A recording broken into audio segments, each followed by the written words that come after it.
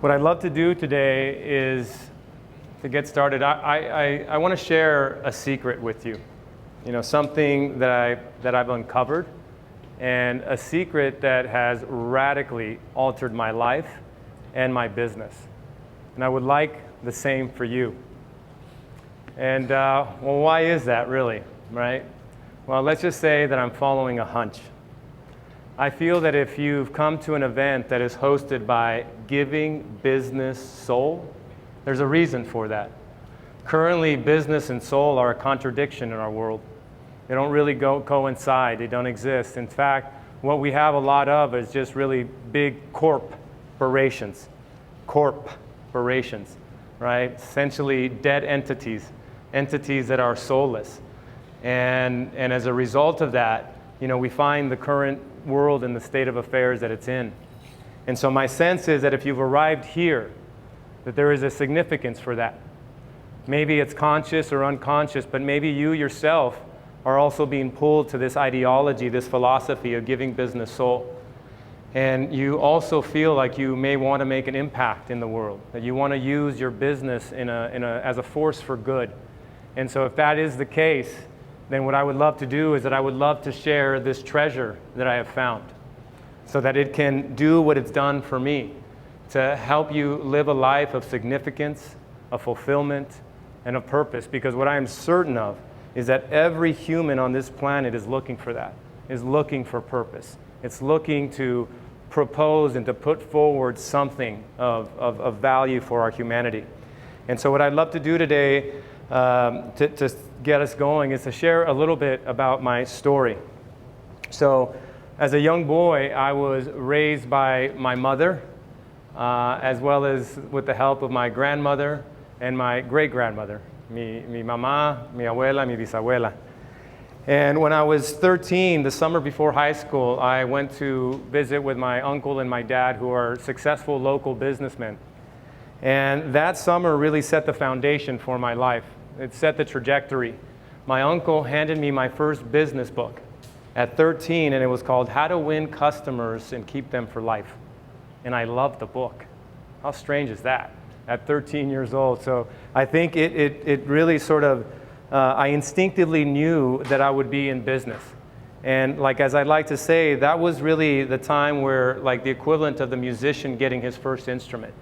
At that point in time, my uncle said to me, he says, hey, all CEOs, they read 6 to 8 books every single month. And so from that moment on, I became a voracious reader. Everything that I could absorb in the field of business, personal development, leadership, I absorbed everything that I possibly could. And so I ended up graduating with a degree in economics. And in 2000, I found myself in the mortgage industry. And as they say, luck is nothing much more than where hard work and preparation and timing all sort of come together. And so given that I had been privileged to have grown up in a family where these dialogues about business was very natural, I also instinctively knew that I could not go and necessarily participate in the family business, but in fact that I had to carve out my own path. And that's what I did. I jumped into the mortgage industry, and my business partner and I at the time, we really had a nice sort of trajectory and a nice rise. All that I had been learning at that point really paid off. I became obviously fluent in economics. I understood the language of mathematics and finance. And also being in the restaurant industry, I knew that service was a big key. And also being bilingual, I thought to myself, that is a community that is really underserved. And so what I wanted to do at that point in time, the game was really to become the largest originator and funder of Hispanic loans in the country. And that's what we started to do, and we really started to move at a pretty great pace. Within a short time, we had close to about 100 employees throughout Southern California, 4 different offices throughout the region. And we were doing so well that we actually won Young Entrepreneurs of the Year, I think in 2005, awarded in Los Angeles by the SBA. And it was a great award. And my life really just had this nice sort of rise, very naturally. And but as life would have it, I get thrown my very first curveball in 2006. I get diagnosed with stage 3 cancer. And that was a real pivotal time in my life. Recently, my son asked me, Dad, what was that like? You know, he's now old enough, he's 18, he's coming into the industry and the business, and he asked me, he says, what was that like? And I remember very clearly that moment in time. I was in my office in Los Angeles. I grabbed the phone. I had already gone in for the basic exams. And, you know, the doctor, in fact, confirmed. He says, yeah, you know, you're already minimum at stage 3. Your cancer has metastasized. It's all over your lymph nodes. And so we need to have you come in to go and do further examinations to see if it's gone to the other vital organs, maybe your lungs, and possibly even stage 4 into your brain. And I hung up the phone. And this was my reaction. I started kind of doing this fist bump, you know, and I thought to myself, I got this, you know. Kobe Bryant was a hero of mine. And you know that fist bump that he does all the time? That was my reaction. I said, I got this. And the reason why was because I understood that all great leaders had to face their adversity. And I really didn't feel like I had faced any really great challenge. And I said, this is my moment. This is my moment to go through a challenge and to come out the other side. And so at that moment in time, you know, my wife at the time, we already had our oldest son, Trey, and she was pregnant with our second. And so I was determined, obviously, to come through that.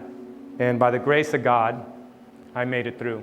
I went through chemo, I lost all the hair, and have some really great photos to kind of share that. So now we're in 2006, now 2007 rolls around, and the mortgage market collapses, right? And it signals the beginning of the Great Recession. And within a short time, as smart as we thought we were, we just couldn't navigate the waters. And so we had to file a multi-million-dollar business bankruptcy. So I had 2 big challenges at that point.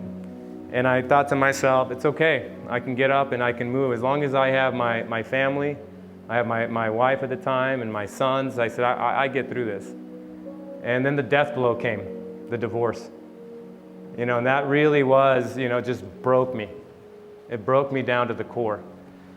And they say those are really the 3 great life awakeners. Anytime you face death of any kind like that, it really does something to you. It reorients you. And so the equivalent of losing all your money is equivalent to facing death. Losing your most significant relationship, another death. And then obviously having your life dangled in front of your eyes, another death. And so life really wanted to get my attention. I'm a determined Capricorn, and it just said, hey, you're going in the wrong direction, you know. And I remember feeling like it was such a dark place. It wasn't even like a little dark. What the sense that I got was that I was down at the bottom of the ocean. That's what it felt like. I mean, it was just dark.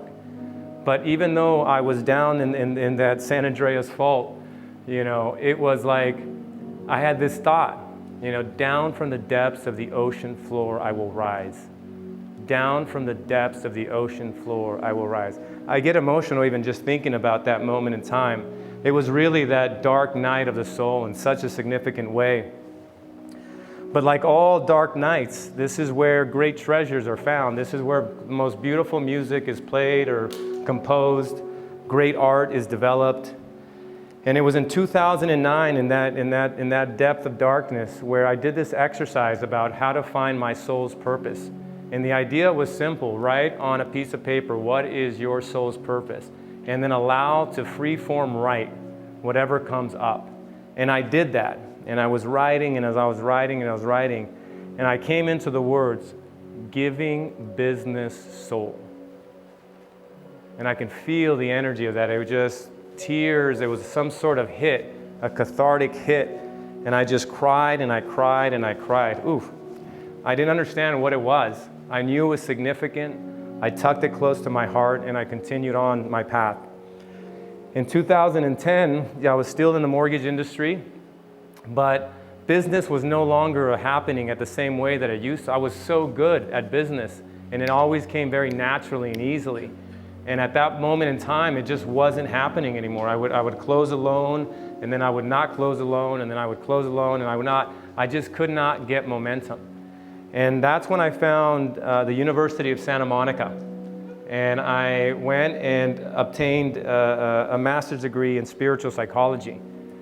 And the reason that I joined that curriculum was because I went to an informational evening. And in that informational evening, these teachers said, your outer experience is a reflection of your inner reality. Your outer experience is a reflection of your inner reality. And I knew what was going on at that moment. And I said, that's why I can't get momentum. Because deep down inside, I felt like a failure. I felt such a deep shame for losing millions of dollars, for having my family broken up like that. And I was holding that in that way. And so life was reflecting back to me that exact sense that I had inside of myself. And so I jumped into the curriculum. And this was really when I started to understand the mechanisms of healing really deeply at a soul level. And as I began to address my woundings and my healing and my traumas and all of the things that have occurred in my human journey, all of a sudden business started to move up. It started to resurrect itself. And that's when I knew that there was a link between how we feel inside of ourselves and ultimately how we show up in the world and what our potential and capabilities are in business. And so then in 2012, after graduating, I wanted to establish an organization that was near and dear to my soul. I became really fascinated with this intersection between business and philanthropy. And I thought to myself, these are two basic types of organizations that have existed, but they exist independently. What if we were to bring them together into union within one structure? And that was the genesis of the Mortgage Phoenix Group. I wanted to build homes for women and children. As my friend over here mentioned in Baja and Ensenada, that's what we've been doing the last 9 years. And so the Mortgage Phoenix Group was birthed on December 21st, 2012 at 8 a.m. That's when that organization came to life. And if that date sounds familiar, December 21st, 2012, that was, according to the Mayans, that our world would change, that nothing of the past would really come forward, and that we had an ability to reimagine the human story. And I, at that point, had read many things about the Mayan tradition and understood that we were entering an entirely new time period. And the Mortgage Phoenix was going to be the representation of what a new breed of organization could be like. And that was the genesis, and that was the beginning. In 2013, my girlfriend at the time and my two boys, we actually went to Nicaragua to build the first home. It was quite an extraordinary experience. My sons still remember that. There was a young kid there by the name of Jose, and this kid was unbelievable. We needed water, and he walked like 3 miles to bring us water. And we were just so just impacted by that young man. But that journey, that process of going and building a home just changed me. I found purpose, I found significance. And so I came back and I wanted to share it with everybody. And I thought to myself, wow, you know, as entrepreneurs, we're sort of going in the wrong direction if we just sort of use business as this way to do philanthropy, that we could find, you know, real significance. Because what I understood prior, because of the prior journey, you know, I had the $1 million houses, the big cars, the great vacations, but it was empty. There wasn't anything there. It was like as soon as you accomplish something, it was like the next thing, the next thing, the next thing. And it's just like what I call, we're hungry ghosts, you know, looking for significance, and we think that maybe the bigger things are going to get us there, but it never does. And all of a sudden, after building that first home, I was like, oh my God, this is it. This is it. You know, if we can do this as an entrepreneurial world, what does the world look like? And so I decided to really sort of put the stake in the ground at that moment in time and said, hey, this is the way we're going to go. And I think a lot of people in the very beginning, they just kind of looked at that and thought, this guy's weird. You know, I don't know, this doesn't make any sense, or he's just doing it for show, you know. But I knew. And when I knew at a soul level, and I always say this, it's like I'd rather have the whole world against me, but that of my own soul, right? Because if your soul and you are in alignment, this is where purpose and significance really come. 2014, we went to Guatemala, and then we went to Colombia, Peru. And it wasn't until 2017 where we found Ensenada, we found Baja Bound, an organization down there, and partnered with Prosperity Homes. We made it a lot easier to get down there, and not only for us to go, but then the invitation to the entrepreneurs around us in the real estate community. People then started to come around along with it. And that was the Mortgage Phoenix. You know, that organization, obviously it's still here, it's still thriving, but it really represented this new breed of organization. And as a result of sort of staying true to that, it started to bring the allies. It started to bring those that had resonance to what we were doing. And within a short time, Gabriel Bolaños, my soul brother, Legacy Real Estate powered by EXP, said, hey, let me help you. Let's do this together. You know, I also want to donate on every transaction. Let's go and do this together. And then within another short period of time, Iris Altamirano with Equity Trust Escrow said, hey, this is beautiful. I've known you for a long time. I know this is true. Let's do it. And all of a sudden, we have an escrow, mortgage, and real estate, you know, 3 organizations that have been, that have committed to benefiting humanity through the way that we operate. And we've established the first philanthropically rooted business ecosystem in the world. And it's here in Rancho Cucamonga on the 3rd floor there. And for those that have been there or haven't been there, it is quite an extraordinary situation. When you walk in, there's no, it's very easy to feel that this is different, right? Why is it different? Because of the texture in the air.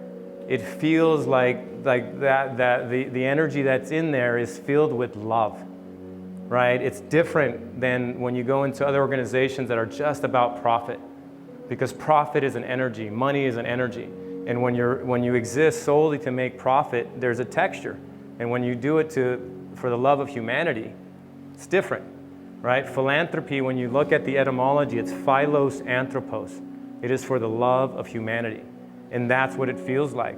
It feels rich in that environment, rich in the standpoint that it nourishes the soul when you're there. You can be walking along the hallways because there's nobody else on that 3rd floor but us. So you could be walking along the hallway and, you know, maybe somebody just got back from a build in Ensenada, Mexico, and they're just open-hearted, you know, and all of a sudden it's like, you know, you're having this dialogue, and that dialogue can change your life. You know, the dialogues that we're having inside of this, because of the philosophy that sort of moves the energy there of giving business soul, it just does something to you at a deep level. And it's such a beautiful thing at this point in time to see so many people now beginning to really gravitate, right? I think COVID 2020 is when humanity really finally is getting their sight, right? No coincidence that it happened on 2020, right? This is now where humanity is beginning to see that we need a shift, right? And we believe at Giving Business Soul that the entrepreneur has a significant role to play in the restoration of this beautiful planet. And I believe that those that are here also have that resonance. Again, it may be conscious or unconscious, but something is pulling you in, right? There's this sense that you also want to make an impact. And what I'm certain of is that as more and more people begin to adopt the philosophy of Giving Business Soul, because it is a philosophy, philosophia, that's the love of wisdom. What Giving Business Soul is ultimately a wisdom. It's a wisdom for business, right? The way that we operate, the way that we show up, the way that we interact with our clients, the way that we sort of connect with our staff and the team. It's something very significant, and I'm certain that this will, you know, really begin to take hold. And I believe that that's why you're all here.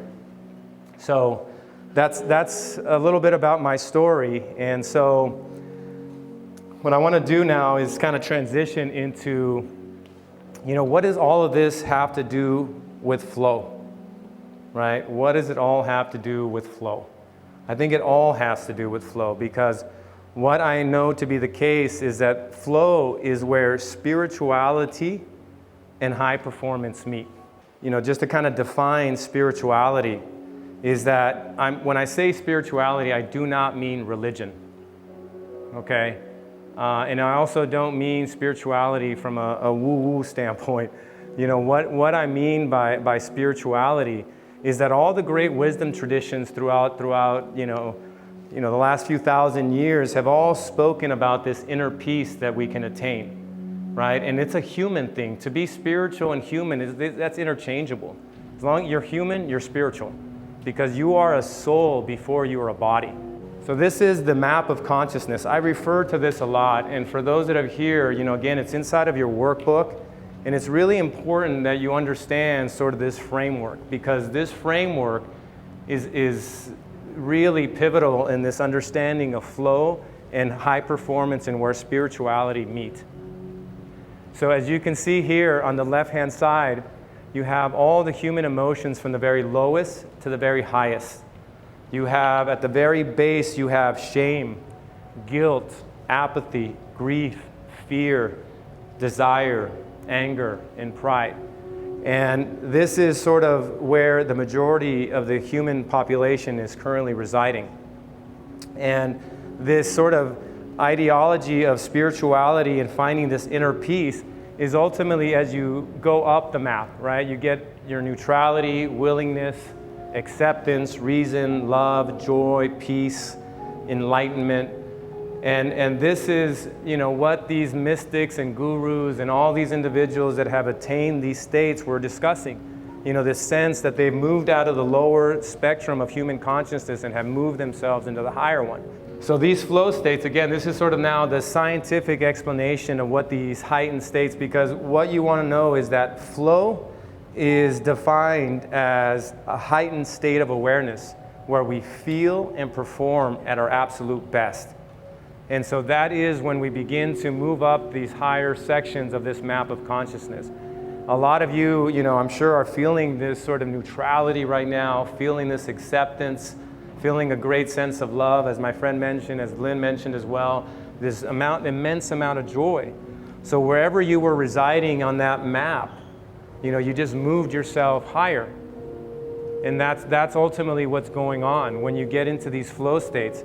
And what most people do is that they have to flow hack themselves into these states, right? So depending on where you're residing, you do some breath work, you do an ice bath, you go dancing. Dancing is another great flow trigger. Music, right? There's all sorts of sort of triggers. There's sacred sexuality, there's psychedelic experiences, and this is now sort of making its way into the human awareness. And so when you do these things, you're ultimately rising. But here's the thing. We can flow hack our way there, but there is a technology that will allow you to live in flow, to be living in this state so that you don't just sort of touch it and it's elusive, but where you can make this a permanent place where you can reside. And when you start to reside more fully in these higher states, this is where purpose is born. This is where fulfillment really comes from, right? But you have to become aware of the frameworks in order to do this. Again, what we wanted to introduce to you through this session was give you that direct experience so that you can feel those heightened states. And I think a lot of us are feeling that right now. And that's wonderful. And breath work, I think, is one of the easiest ways and the safest way to get there. You can knock out a breath work session and go to work. You can't quite do that maybe taking psychedelics, right? You don't want to go to work, on a mushroom experience. You want to be grounded, you want to be clear, and breath work can get you there and it can ground you, right? And so the idea here in this secret is about how do you get yourself to live in flow? What are the mechanisms to really get you there? And get you to that place. And when I say living in flow, you still have to go through that process to really activate it. But ultimately, when you begin to really take care of your body, you really start to elevate in consciousness, all of a sudden you really start to become aware of how significant the body is. So much of what our culture has been about is it's been a war on our bodies. It's been a war on our environment. And even the religions have sort of taken us away from that. Hey, just focus on the heavens. Focus on the next step, when you're going to be saved. And the reality is that we have to bring our attention and going back into the body, right? Because ultimately, it is us who we've been waiting for. That's, I think, a big key takeaway. You have to understand that no one is really going to come to save humanity. It's up to us. The power is in our hands. And I don't find it at all coincidental that we've just coming into this understanding of flow, right? Because up until the last really 10, 20 years, this was sort of an understanding that wasn't really too present. It was talked about, right? I think Nietzsche was the first person who really talked about it. He talked about it in The Overman, a great book that he has, and it talked about being Superman, and having these higher faculties and being able to really attain, these different states. But it really wasn't until the advancement of neuroscience where we started to really understand all of that. But I don't find that coincidental, right? The world is needing individuals that can set the world on fire, that can really do big things. And in order to do the impossible, we need this fire. We need this ability to get ourselves into these places. Or else, we're just not going to be able to do what is needed to do in the time that it's needed to be done. So I want to share with you the 3 keys for living a life that is optimized for flow. The first big idea here is that flow is your original state of consciousness. When you were born, if anyone has children, they're living in flow states, right? In your workbook, there is a barcode that you can scan. And in that code there, you're going to see all the different triggers that actually create flow. And when you look at those trigger points, things that are novel, that are new, that they create flow. When you're being challenged in a certain way, you're able to access these flow states. And so since children are always learning, always growing, that's why they're able to learn so many different languages at that age, because they're in a heightened flow state where they can absorb everything. They haven't been bogged down with the journey through life. And as a result, a child can learn unbelievable things in such a quick period of time, right? Because they're accessing these heightened performance states where they're 500 times more, performing at 500 times the level. So much creativity, right? So the big idea here is that you don't have to be an athlete or a spiritual monk to experience flow. We all have it. We all have this ability. And it's a birthright. It's a birthright. And again, but until recently we didn't understand it, but now we do. At some point in our journey, life begins to happen to us. We begin to experience hardship. We begin to experience traumas. These things, this comes with the human experience. Not only do we come in with the soul and our spirit, but also, it's sort of this deal for being human. It says, okay, you're going to go down in there, and here's you're going to go down, here's your spirit, but at the same time, you're going to have to kind of go through these experiences. And it's our work and our work only to heal through these experiences so that we can essentially come out the other side and be shining examples of what it's like to come through the darkness. We are ultimately, as I like to say, emissaries of God, that we have come down here to shine the light that is within us. And I believe that those individuals that are here right now, we all have a code, a divine spark, and it's buried deep within the body. And so the work is ultimately to really unlock that. And what starts to happen, though, through this process is that we start to fall from grace, right? You could say that grace is these heightened states where we feel love and peace and joy. And then we start to fall from that, right? And so what I want to do is kind of share with you a framework here that I think is so potent and powerful. And we're going to name our character here Theodore.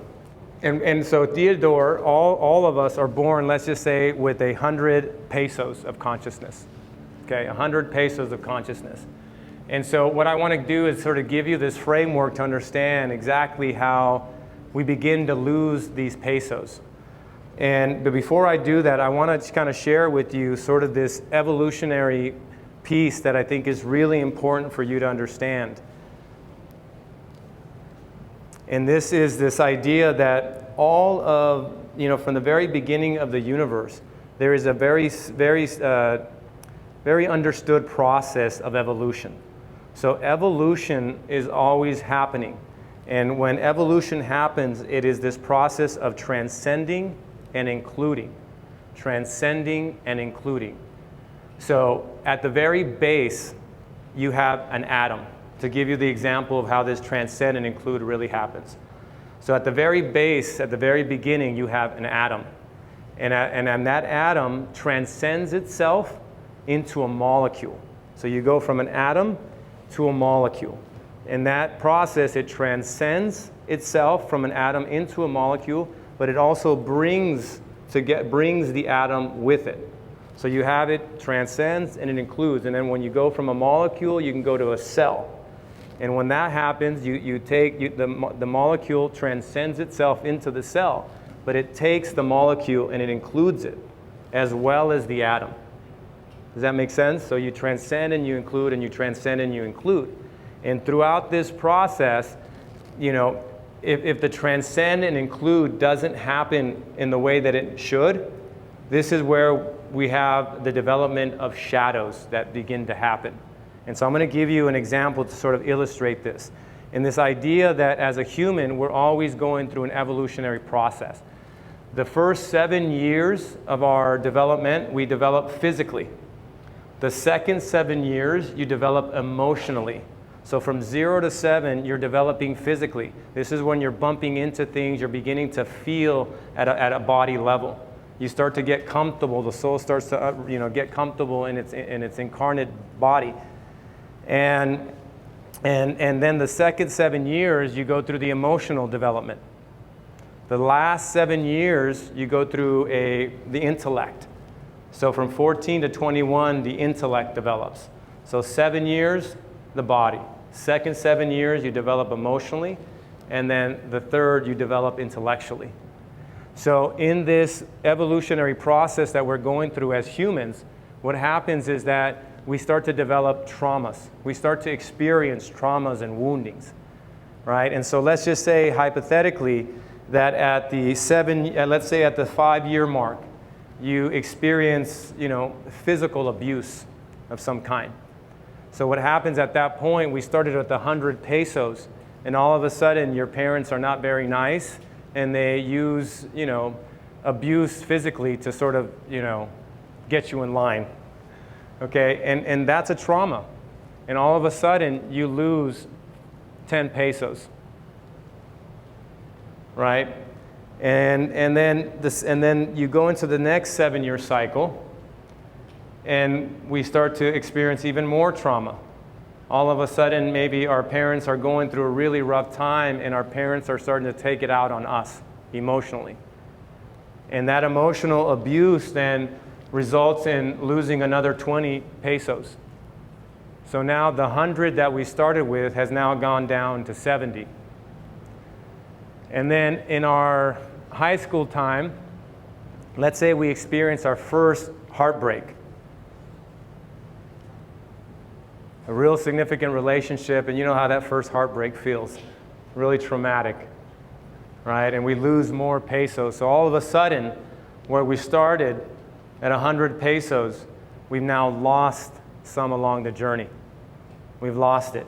And now we have 50 pesos.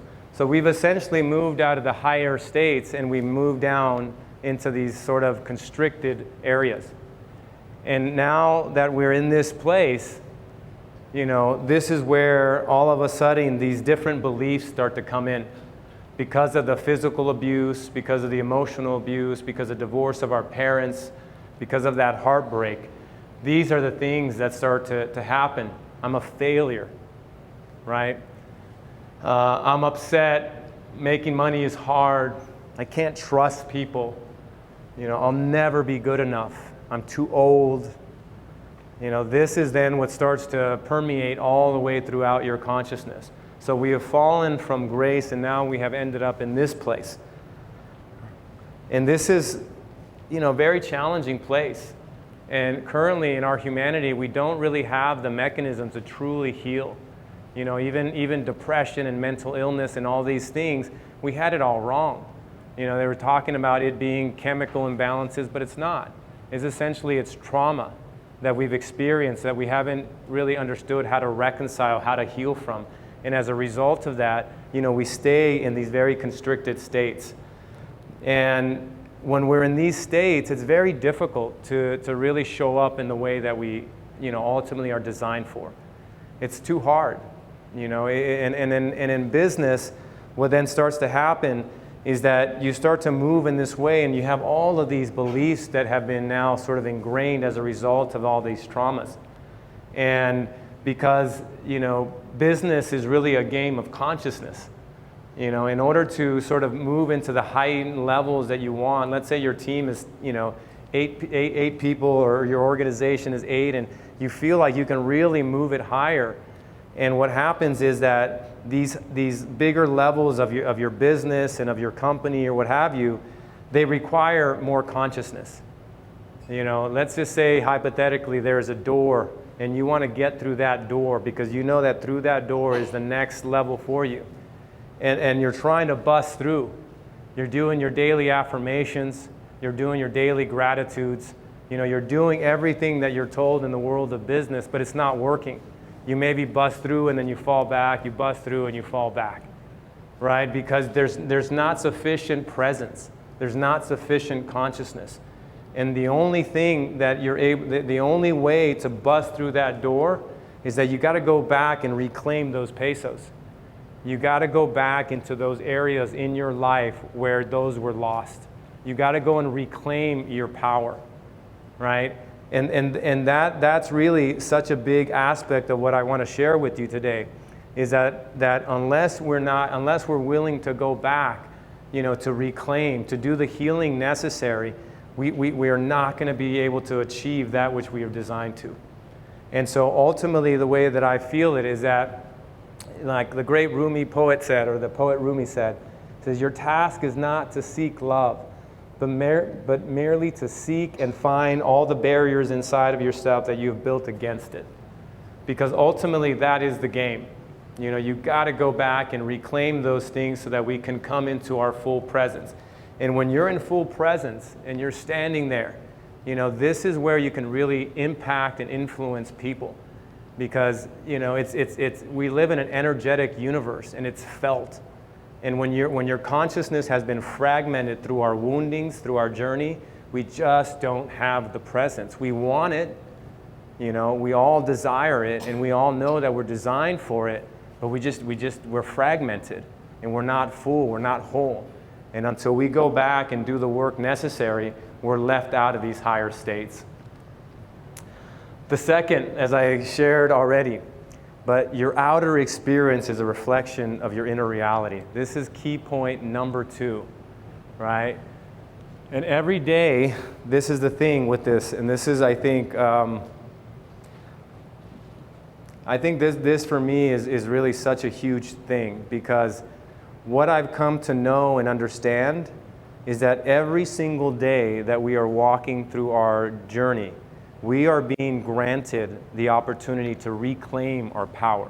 We are being granted this, right? And the way that it's being granted to us is through our relationships.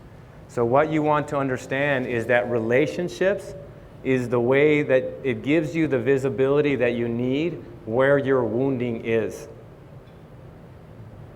Recently, I heard a podcast from Zach Bush, Dr. Zach Bush, an incredible individual.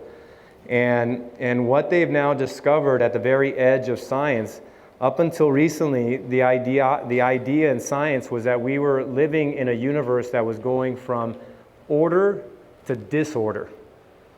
But in fact, what we are finding is that we're doing the opposite. We are going from disorder to order. And the way that it is occurring is through the feedback. Consciousness is always getting feedback. And so are we as consciousness in human bodies. And the relationships are the feedback mechanism, right? And what I mean by that is this idea of understanding the mirror effect. Most people in relationships, typically what happens is that you have a relationship, let's call it with your children, your mother, your partner, whatever. These relationships have this unbelievable power. They have the ability to bring out our best, but simultaneously to bring out our worst, right? And it's the worst part that is the most significant part, right? Because what happens is that that material that's coming up is what's buried in your unconscious.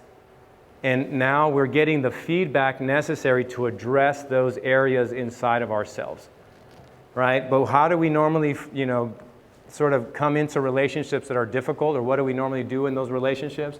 We normally say, it's your fault, you're doing this wrong, you're treating me like this, and all of a sudden, you may want to run away from those relationships because you're not being honored, per se. But the reality is that relationship is a mirror. It's giving you access to that which has been buried deep in your unconscious. And what I want to offer to you is that those relationships that are the hardest are actually the most significant. These are your sort of sacred teachers. This is God sending you these relationships because they want you to become the best version of yourself. It says, okay, here's an individual that's going to just push your buttons. It's going to trigger you over and over and over again. And then, and let's just say you say, screw this relationship, I'm going to go to the next one. What happens in the next one? Same thing, right? Different person, but overall it's the same energetic signature. And what you want to start to realize is that those relationships that are challenging, you have to begin to understand is like what's happening at a body level is that your nervous system is acting and reacting to the stimuli that it's receiving from that person. So let's just say hypothetically that you had experienced emotional abuse from your mother, an abandonment.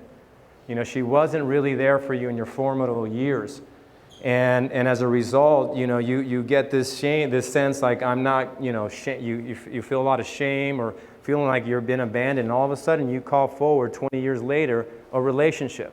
In that relationship, essentially what you begin to understand, like, okay, this relationship triggers me, right?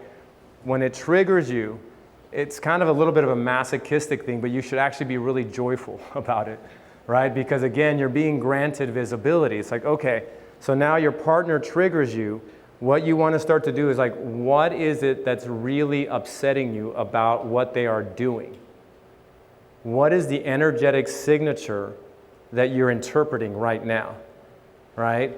And once you realize what the energetic signature is like, let's say it's like, she said she was going to call and she didn't call, right? And all of a sudden that pisses you off because it has that signature and that sense of emotional abandonment, right? And so when you realize that it's signaling that you're feeling that emotional abandonment, then that's where you say, okay, you turn that around and you begin to ask yourself the bigger question, why is it triggering me?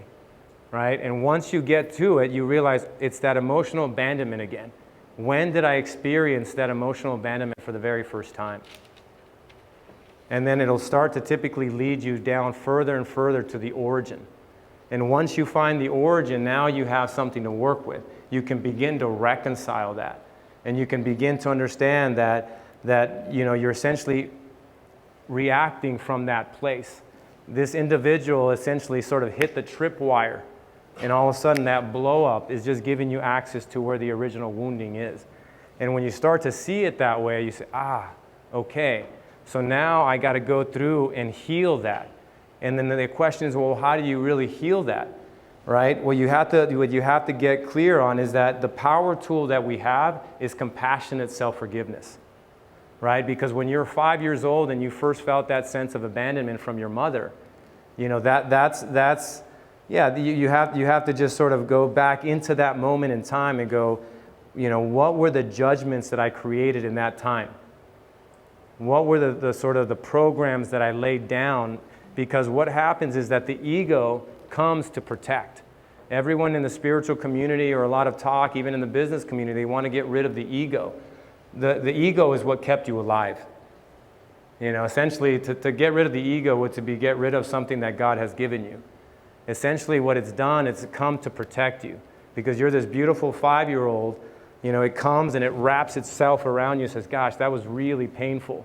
So in order to not feel that again, we're going to create some judgments, we're going to create some beliefs, we're going to create some misconceptions, and those get laid down, right? You judge that nobody can really love you the way you need to be loved. You judge that, you buy into the misconception that you're unlovable. You buy into the limiting interpretation that the world is not safe. So those get laid down in order to protect you. And all of a sudden now you're in a relationship 30 years later, and these things are getting activated. These things are getting activated, but it's still a protective mechanism. And so the only way to untangle it is to forgive yourself for creating those judgments. I forgive myself for buying into the judgment that the world is not safe, because the truth is, wherever I am safe. I forgive myself for buying into the misconception that I am not lovable, because the truth is, all I am is love. Right? You have to go through and begin to clear those programs. And as we do, you know, the ego sort of untangles itself from that moment. And as it does that, you know, we start to reclaim our power. Because all of a sudden, those programs are becoming, they're eliminated. And it's not a simple process per se. It's something that you have to consistently work at. But when you do that, this is where now you have evolutionary potential. When you can address, you know, the trigger and why it's triggering you, and see that as feedback for your own evolutionary process, life can be quite extraordinary. Because anytime these things are happening, it's like, okay, got it. You know, it's like anytime you have a trigger, you should just start to create some space between the stimuli and the response. Once you create that separation and that gap, you're in a place of power. Because normally when that thing hits your nervous system, you immediately react, right? And you start to throw the arrows. And what you want to do is start to catch those arrows, put them away, not react in that moment. And when you get home, then it's like, why was that triggering me, right? What am I being alerted to? And once you have the ability to do that, now you have evolutionary potential. Until then, you know, you're just going to continually react, and you're going to stay stuck in the level of consciousness that you're at. And the only way, again, to rise, that we were mentioning, is to do that work. You know, and that's why I believe so passionately about this. Like, anytime I'm being moved, because normally your waters inside of yourself should be really emotionally stable. Meaning your emotional body should be like a lake or a pond. And if it's not, and something happens, and those waters get moved, that's where the gold is. That's where the gold is. You know, you just have to be willing and understand the frameworks necessary to kind of do this work. And, you know, after working with so many individuals throughout the years, it is really profound work. It's really where it's at. You know, it's really where it's at. If you want to achieve great things, it's the only way. You can fake it. You can sort of, you know, think that you're going to be doing like what I did the first time. My first 7-8 years in the business, I thought all was well. You know, but life will arrange a humbling. It usually does. You know, because if you're not building it on sturdy foundation, it's a house of cards. It's built on sand.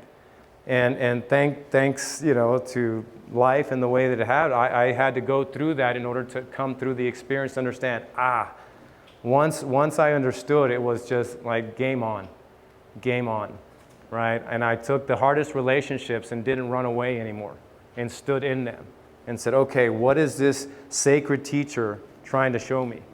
You know, where is this wounding at? And also you have to understand that a lot of times, you know, if something is pissing you off outside of yourself, let's say you're seeing something and it's just pissing you off. Let's say you're seeing, let's say you're in a business transaction. Let's say you're a real estate agent and you're a buying agent, and the listing agent is not being very nice. Let's just say that they're sort of abusing their position and authority because they have the upper hand, right? And if it's just pissing you off and you get super aggravated and say, man, that listing agent is just, abusing their position. They have the power right now and they're just taking advantage. And if it really upsets you, turn that around and say, okay, what's the energetic signature? It's an abuse of power. And when you turn it around, then what you want to do is say to yourself, where am I abusing my power? Right? Because it's a lot easier to judge those things that we have done or that we are currently doing in others. But we don't see it in ourselves typically. So if that's pissing you off, typically there's 3 areas where the projections are. You're either abusing your power with somebody around you and you just haven't noticed it. Maybe it's with God or with yourself. So those are typically the 3 areas. So the judgment areas, it's with yourself, with others, or with God. And you will look, and you'd have to be radically honest. Where am I abusing my power? And when you start to see it, go, oh my God, I'm doing it right there with my son. I'm abusing my position, and I'm doing the same thing to my son. And that's what he's been trying to tell me. But this person over here, I'm pissed the heck, that they're doing it. But I haven't been able to see it in myself. And when you start to see it like that and use that mirror effect in that way, I'm telling you, it just changes your journey through life. It is quite profound stuff to recognize that we are living in a benevolent universe. And it's trying to take you into the greatest expression that you are designed to come into. And the only way that it can do that is to send these individuals over and over and over again. As humans, we do not thrive in isolation. In isolation, we're chaotic. But as soon as we have feedback, we can then do the great work, right? The feedback is what's necessary. We need the mirrors. As I like to say, I only know myself through the reflection of others, right? I only know myself through the reflection of others. It could be great things, it could be not so great things. But when you understand that mechanism, you go, okay. And you start to reconcile all these different areas, you will go and start to move throughout your day, and you'll move through it like butter. And what I mean by that is that you get at the end of the day and it's just clean. You can have high quality sleep. Things are not going to be sticking to you in the normal way because you're doing that work. And as we start to relieve these emotional woundings and these emotional things, we start to rise. We start to release the anchors over and over again. So the big takeaway here is to know that the relationships and the most difficult one is where your gold is. And you just have to have that courage to ask those bigger questions.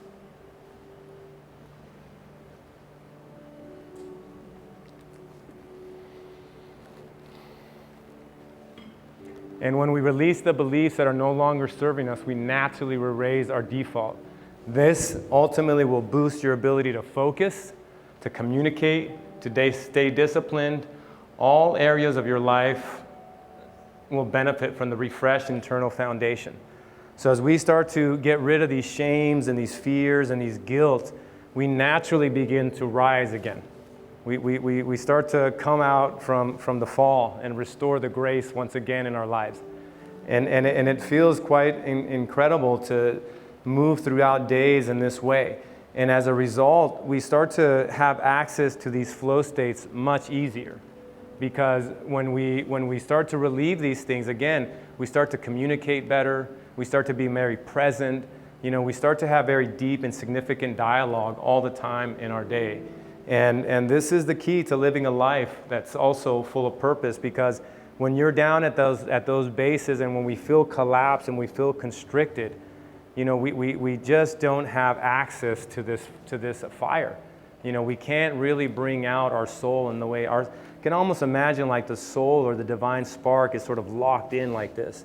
It's just sort of locked in, just in the way that diagram shows. And as you start to relieve it, it's like, it's like your soul and the spirit just start to come alive. It's like you get rid of the sort of the darkness that's in you, and more light starts to come through. This is why like in all those mystical traditions, Christian traditions, Buddhist tradition, they're always represented with a halo. You know, these gurus and individuals who achieve these heightened states, it's because they've illuminated the light inside of them. They've gone down into their own darkness and have done the great work necessary to bring that light forward. And it's in all of us. You know, that's the great thing, is that, you know, this is not reserved for the special.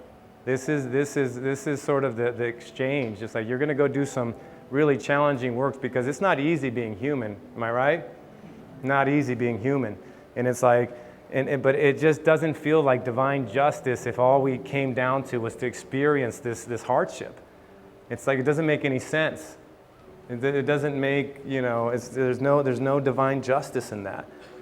And you know, and so no, I believe that it's again available to all of us. So the third key point here is what you seek is already within you.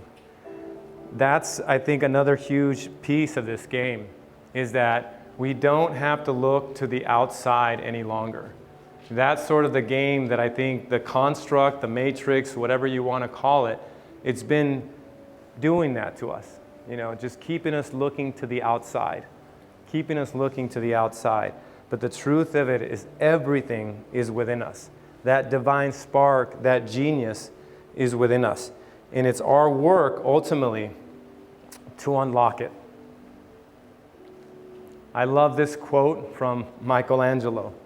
It says, "Every block of stone has a statue inside it, and it is a task of the sculptor to discover it. I saw the angel in the marble, and I carved it out until I set it free." I carved it out until I set it free. There is an angel in you. There is a genius, a divine spark. And it's the work of the sculptor, you, to do the work necessary to unlock that power. And it's the greatest work that we can do. It really is. We just haven't known it. But my sense is that we're very social creatures as humans. And when we start to see individuals move in a very specific way, in a way that's different, all of a sudden, you know, it's like, there's something there. And I know that as more and more individuals begin to participate in this great work that you know, that I like to say it's called the great work, you know, that as more and more individuals start to live in this way where their light is coming through, you know, they're living a sense of purpose and fulfillment. It's like, I want to know how they did that, right? Because we didn't come down to be mediocre. We came down to be great, emissaries of God, right? To be the hands and feet of the divine. And so, the key is to get a hold of the nervous system. The nervous system is the interpreter of your reality.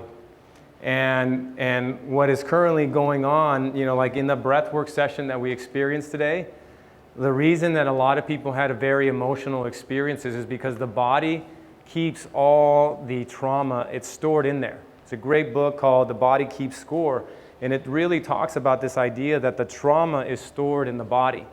And as it's stored in the body, then when the nervous system interprets that energetic stimuli, it then reacts to it.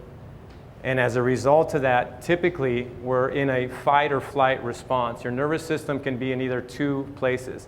It's either the fight or flight or the rest or recovery. And for most people, the nervous system is currently a foe. It's working against you, right? Because we haven't really began to understand this work. And as a result, our nervous system is constantly being taxed. It's constantly kind of going through this experience, right? In order to get a hold of your nervous system, we have to do these sort of embodiment practices. This is why, you know, we do the breath work, physical exercise, right? Deep meditation, cold exposure. These sort of things, you start to really get a hold of the nervous system. You start to get comfortable with the activation of that. And as we get comfortable with that, we start to integrate the nervous system. I'm always talking with people, and I just love just sort of standing in front of people like this.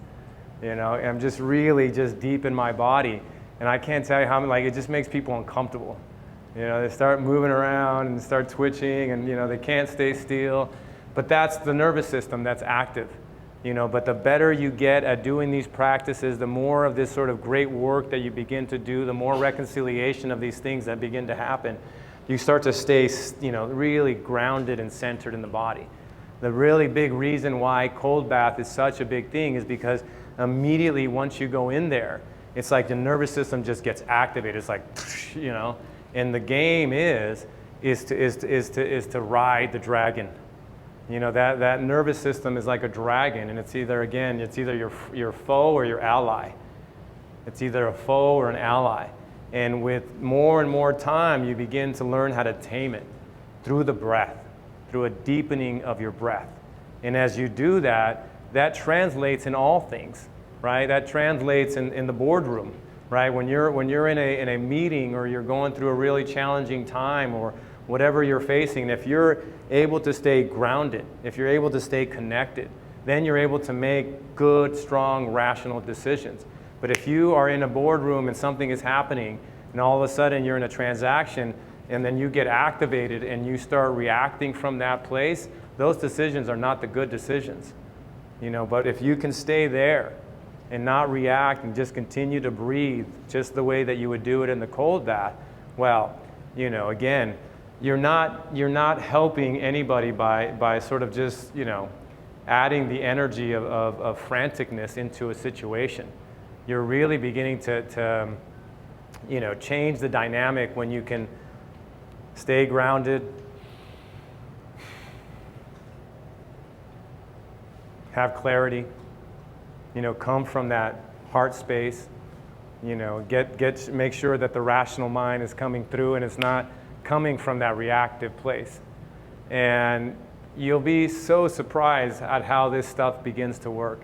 Whether you're losing, you're in a transaction and it means that you're losing $10,000 or $20,000 or whatever dollar amount, you can just be okay with it,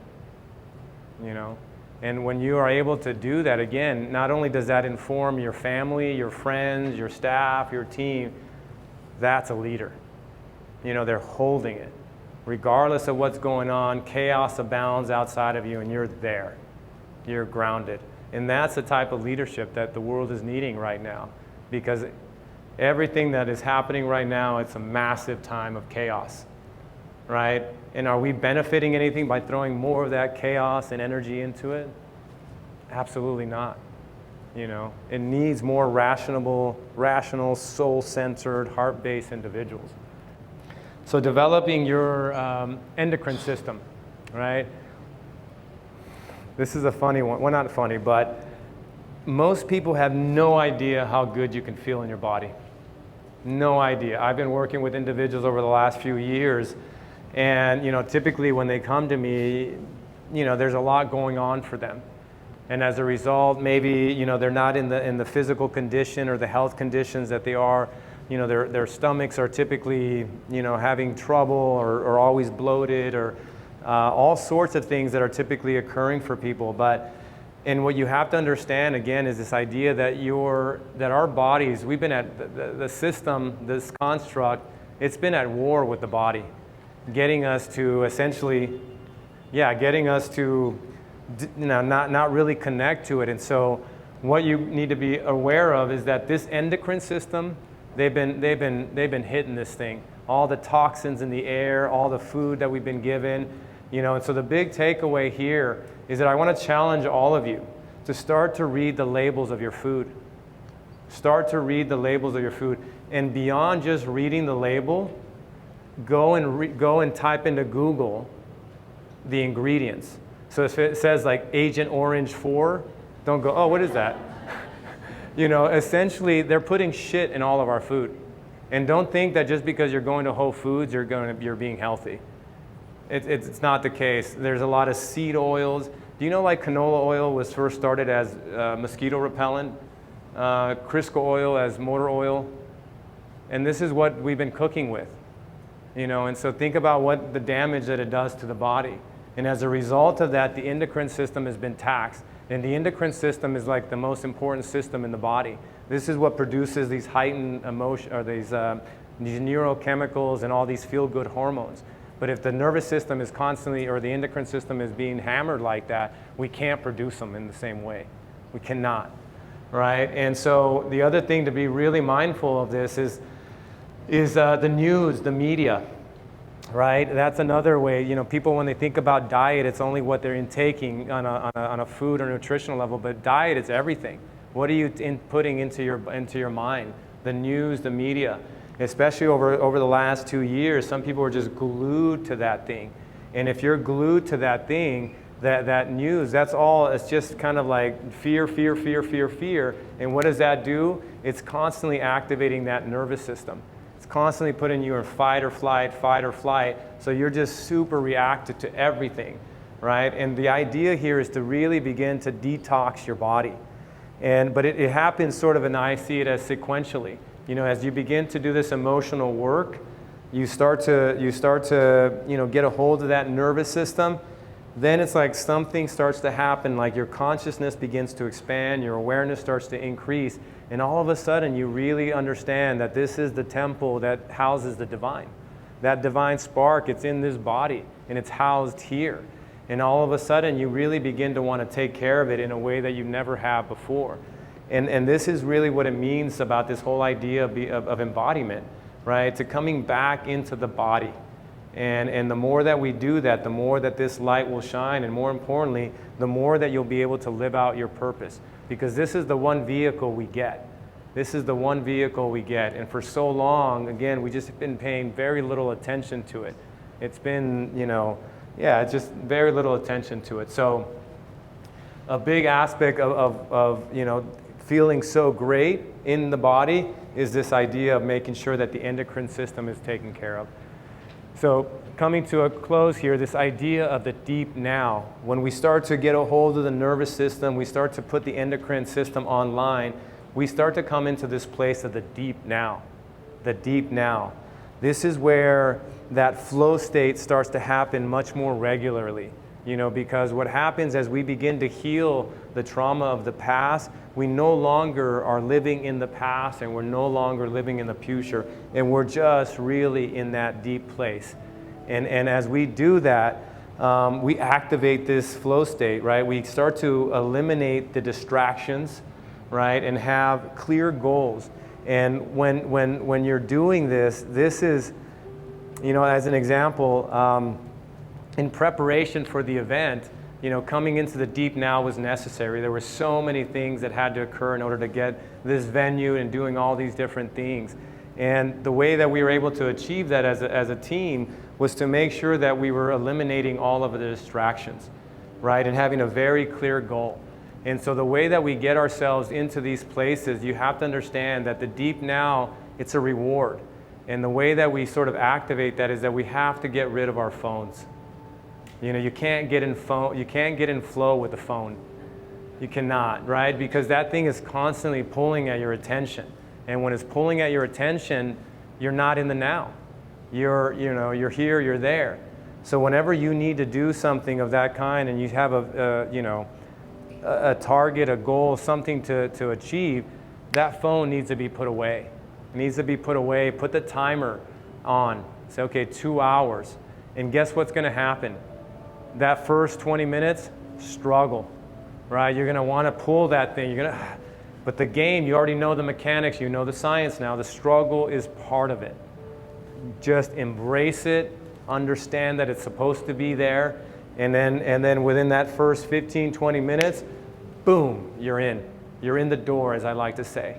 That's when everything starts to come. You start to get into these higher states, and your ability to complete tasks and do what would be considered almost impossible is attainable. But the idea is that you have to do that. So one of the ways that I get myself into these flow states every morning, I do my breath work, I get in my ice bath, and when I also do my movement, I set the timer for 44 minutes. I'm a numbers guy, so I do like 55 minutes.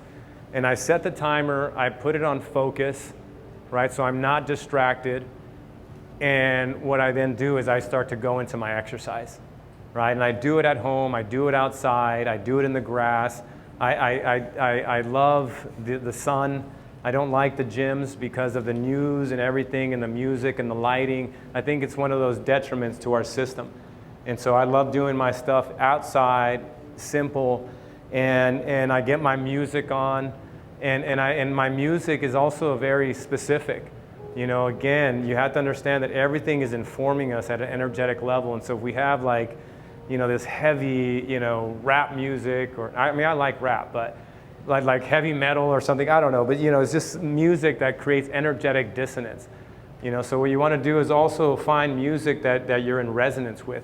And you set that timer, you set your music, and you just get lost. It's just, like as I like to say, it's you, your breath, and God. And you just set that thing apart, and you just go into that timeless state, you know, and you just wait until that thing comes off, and then boom, you come out of that, and you're just in a much better place. You're in that flow state. So the last thing that we'll do before taking this break is just this idea. Who's got an aura ring? Boom, that's awesome. So this is an aura ring. This measures your sleep. If you want to be woke, you got to learn how to sleep. Right? Yeah, you got to learn how to sleep. You know, and when we start to address all the things that we've been discussing, you know, we just start, the necessity to sleep is paramount. This is actually when we integrate whatever we're learning, you know, whatever we're doing, this is the time of integration. This is where the body recovers, it restores itself, it rejuvenates itself. I am 45 years old, but cellularly I'm about 28 years old, right? And the way that I was able to achieve that was through all the different practices that I have, but more importantly, it's great sleep, right? When you're able to sleep and get that sort of deep recovery, you become a superhuman. You literally wake up and you know, for those that you guys have ever gotten crowns when you wake up at 94, 95, I've gotten 99 twice. Anyone's chasing the 99? But yeah, I mean, when you wake up on those times and you got a 95, you know, it's just like, you do feel just, whew, you know, and when you feel like that, that's the thing, you know, we've been taught like hustle and grind it out and do all these different things, you know, and what happens, it's not a game of hustle and grinding. It really isn't. You know, that's just sort of like, I think, a program that was installed by the Matrix, where just like, just keep the humans tired on caffeine and on this yo-yo up and down all the time. When you get deep, high quality sleep, you become much more productive. Much more productive. Okay, so flow states are your access to this inner fire. You know, this is, again, something that I don't find coincidental. I think this fire, this idea, this science that we're now discovering is that it's come just in the nick of time, just in divine timing, as we like to say, right? Because what the world is desperately yearning for is individuals who are on fire. We need, as we like to say here in Giving Business Soul, is the entrepreneurs have a pivotal role to play in the restoration. And so if you're here, my sense is that, again, you want to do great things, and learning how to get yourself into these states is one thing, but learning the mechanisms of sort of that inner working process is paramount, because this is how we can really begin to live in these states permanently. And when you can do that over time, you're not only going to change your own life, but then you're going to give reference to others, right? And what the world needs right now are leaders of this kind, reference points, so that the rest can say, ah, that's amazing, that's fantastic, let's do it that way.